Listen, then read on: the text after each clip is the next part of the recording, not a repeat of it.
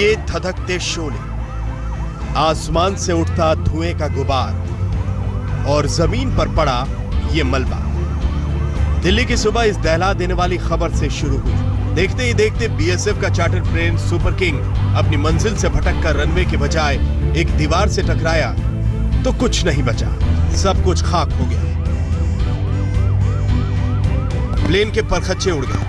पल भर में ही प्लेन में सवार 10 लोग आग में जलकर खाक हो गए। टंकी बगल में थोड़ी खाई जैसा बना हुआ है, तो उस दीवार से पेड़ से टकरा हुआ, दीवार से टकराता हुआ सीधा अंदर क्रैश हो गया।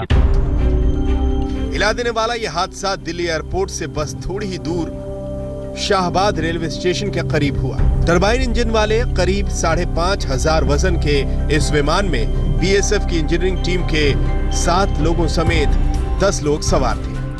बीएसएफ के इस चार्टर्ड प्लेन ने सुबह 9:27 पर रांची के लिए उड़ान भरी थी, लेकिन विमान में तकनीकी खराबी आ गई।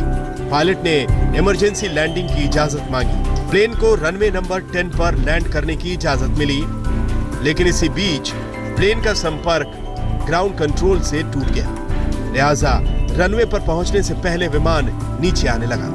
पायलट ने विमान को तालाब में उतारने की कोशिश की, लेकिन 9:35 पर वो दीवार से जा टकराया।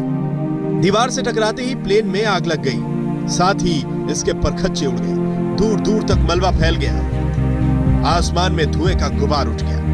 इन लोगों को काबू करने में भीड़ को एक तरफ से हटाया जाता है, भीड़ दूसरी तरफ से आ जाती है, और यहाँ पूरे जंगल हैं चारों ओर।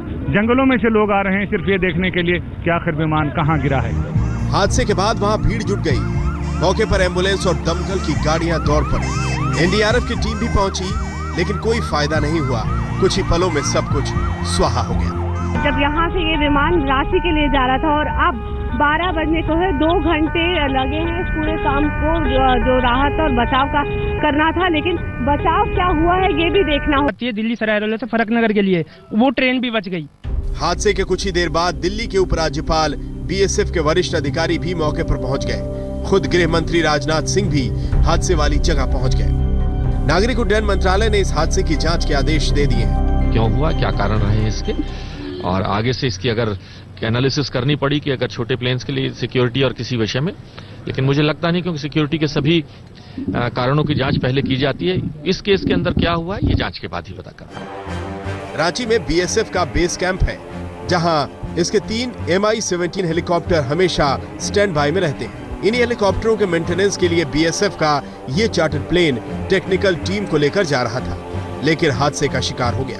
इस हादसे से झारखंड में नक्सलियों से निपटने के अभियान को करारा झटका लगा है। तो मुझे लगता है कि जैसा मैंने कहा कि ये पूरे प्रक्रिया को बहुत बड़ा सेटबैक हो गया है, और किस तरह से फिर आगे इस पर निर्णय लिया जाएगा ये देखने वाली बात है।